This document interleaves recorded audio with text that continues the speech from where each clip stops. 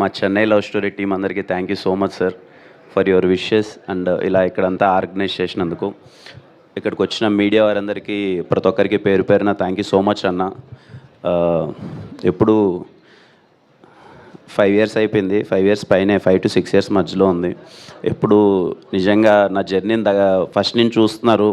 ఎప్పుడు కనిపించినా చాలా ప్రేమగా ఈడు ఎదగాలి, ఈడేదో చెయ్యాలి అని చెప్పి మీకు వీలైనంత సపోర్ట్ ఎప్పుడు చేస్తూనే ఉన్నారు. ప్రతి ఒక్క మీడియా అన్నకి పేరు పేరున అండ్ మీడియా ప్రతి ఒక్కరికి, ఇక్కడున్న ప్రతి ఒక్కరికి పేరు పేరున thank you so much for your support.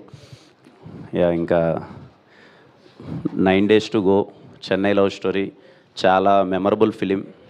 నేను చాలా కాన్ఫిడెంట్గా ఉన్నాను.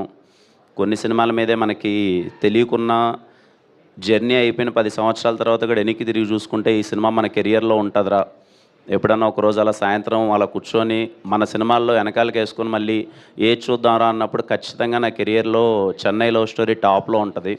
నేను అంత గట్టిగా బిలీవ్ చేస్తున్నాను ఈ సినిమాని.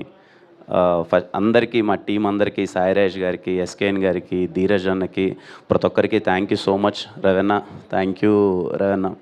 అలాగే గౌరీ, షీఈస్ బీయింగ్ చాలా ఫ్రెండ్లీ కోస్టర్.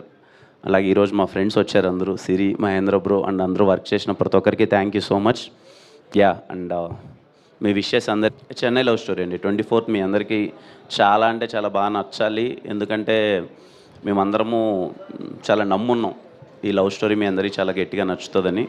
ఈ మినిట్ అయితే నాకు చెన్నై లవ్ స్టోరీ చాలా పెద్ద హిట్ అవ్వాలి, మీ అందరికి నచ్చాలి, మా ప్రొడ్యూసర్స్కి ఊహించినంత డబ్బులు రావాలి. డెఫినెట్లీ కిరణ్ గారు, all the very best. Thank you. So